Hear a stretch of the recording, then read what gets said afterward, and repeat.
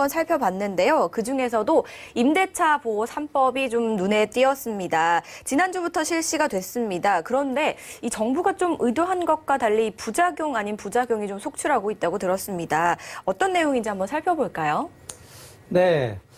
실제 지금 정부에서 여러 가지 부동산 정책, 특히나 이제 규제 정책 안에서 특히 임대차 보호법에 대한 부분을 이제 조금 더 강조하는 이유는 기존에 이 주인보다는 임대에 살고 있는 세입자분들을 좀 보호하는, 그래서 주택임대차 보호법을 좀 더 강화한 기준이 되겠습니다. 자, 그래서 요번에 이제 3법이 통과가 됐는데 그 3법이 통과가 됨으로 인해서 실제 시장 상황에 이제 나타나는 여러 가지 영향, 과연 어떤 영향들이 좀 있을까? 자, 이 부분에 대해서 오늘 좀 설명을 좀 드려볼까 합니다. 자, 기본적으로 주택임대 보호 3법이 뭐냐면, 전월세 신고, 전월세 상한제, 그리고 계약갱신 청구권인데요. 자, 이 내용이 일단 신고제는 우리가 부동산 거래를 하게 되면 부동산 실거래, 지금 다 신고를 하는 것처럼 이제는 전세든 월세든 임대차가 하면 신고를 해라라는 거를 이제 적용을 시키는 거고요. 자, 두 번째 이 상한제는 자, 보통 집주인, 우리가 임대인 입장에서는 아무래도 수익을 더 창출하려고 하다 보니까 임대료를 좀 상승을 매년 단위로도 상승을 시키다 보니까 너무 세입자, 임차인 입장에서는 부담이 되는 거를 좀 줄여보자. 그래서 5% 이내로 제한하는.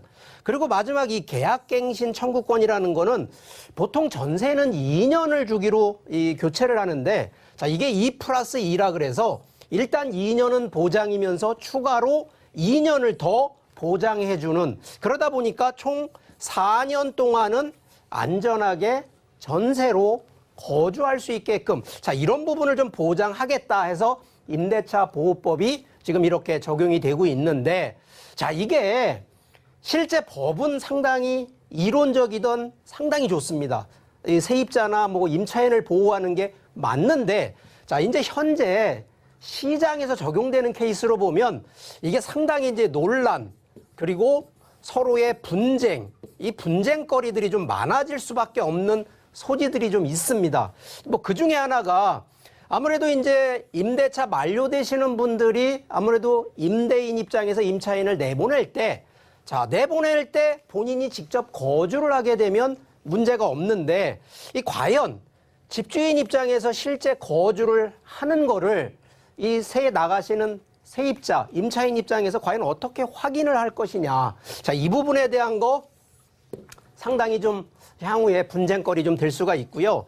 또 하나는, 자, 내보내긴 내보내더라도 합의금을 해서 기존 세입자를 내보내고 새로운 임차인을 적용했을 때 합의금만큼 따로 임대료를 또 올려서 계약을 할 경우에 과연 이런 합의금에 대한 악용을 하는 사례도 또 발생할 수 있다는 케이스들. 그리고 이런 부분을 위반을 해도요, 실제 아직은 규제를 하는 부분에서는 아직은 그렇게 처벌 규정이나 이런 부분이 아직은 구체적으로 없기 때문에 과연 이게 제대로 또 시행이 되겠느냐. 첫 번째, 이런 부분으로 인한 분쟁거리 소지들이 있으면서 이 향후에 이런 해당되는 내용들이 이미 요즘 온라인상에서도요, 집주인 입장에서 그리고 임차인 입장에서 상당히 본인들 입장에서 향후에 논쟁이라든가 분쟁이 될 수 있는 거리들이 지금 상당히 온라인상에서 많이 지금 소통되고 있으니까 실제 이런 내용들은 아마 온라인상에서 좀 확인하셔도 되겠는데, 자, 그러면 오늘 제가 왜 이 부동산 임대차 보호법에 대한 이 부분을 조금 더 좀 포인트를 좀 설명을 드리냐. 자, 기본적으로요, 집주인, 임대인을 보호하는 것이 아니라 바로 임차인을 보호한다라는 측면. 이게 이제 정책 포인트인데, 자, 이거 요즘 정부가 하는 공공주택 아시죠?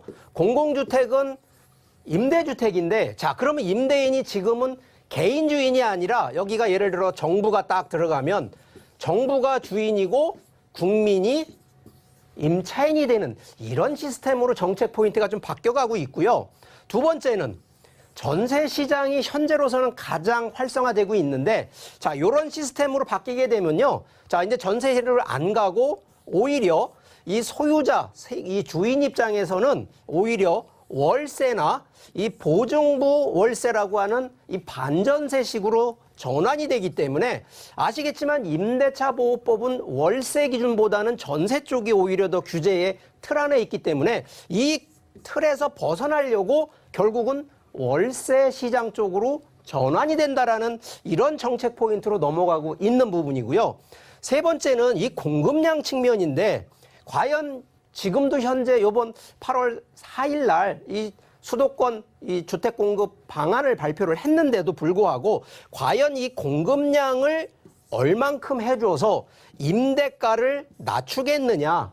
자, 그런데 제가 보기에는 임대가가 줄어들기보다는 오히려 상승하는 이런 부분들이 좀 생겨서 자, 그래서 이게 과연 전체 지금 정부가 걱정하고 있는 부동산의 이 투기라든가 이런 열풍으로 인해서 부동산 가격이 올라가는 거를 안정화하는 이 정책에 대해서는 맞을진 모르지만 실제 이게 전세 물량 감소라면서 실거주, 특히나 지금도 부동산, 특히 주택을 매수하고 투자해 놓으신 분들 입장에서는 실거주 하시는 분보다는 대부분 투자 쪽인데 자, 이 부분이 이제 실거주 쪽으로 오히려 들어오고요. 오히려 이제 전세 놓으신 분들은 월세로 전환이 되기 때문에 자, 가뜩이나 요번에 정부 정책에서 하나가 더 추가로 됐던 것이 뭐냐면 바로 이 임대 사업자들을 축소를 시키는데 아파트 같은 경우에는 자, 임대 사업자 이제 전부 다 해지를 시키겠다라는 발표를 했습니다. 자, 결론은 임대 시장이라고 하는 부분이 이제 전반적으로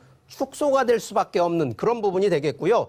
자, 그러면 장기적으로 보면 정부에서 이번에도 공급 대책을 발표를 했습니다만 장기적으로 보면 공공임대 정책으로 가기 때문에 자, 공공임대 바로 이 부분이 더 확대되는 시장으로 바뀌어진다. 자, 그러면 앞으로 중장기적으로 주택을 가지고 임대해서 뭐 매출을 일으키거나 사업을 하시는 분들 입장에서는 전망이 있겠냐라는 측면으로 볼 때에는 과연 있을까? 그래서 그 영향은 지금도 이런 주택을 투자를 하셔서 시세 차익을 보는 것도 있지만 임대 수익을 보시기 위한 분들은 꼼꼼히 이런 부분들 좀 따지시면서 검토하시면서 정부 정책 지금도 신중하게 어떤 정책으로 바뀌어가는지 계속 검토하시면서 지켜보시기를 바라겠습니다.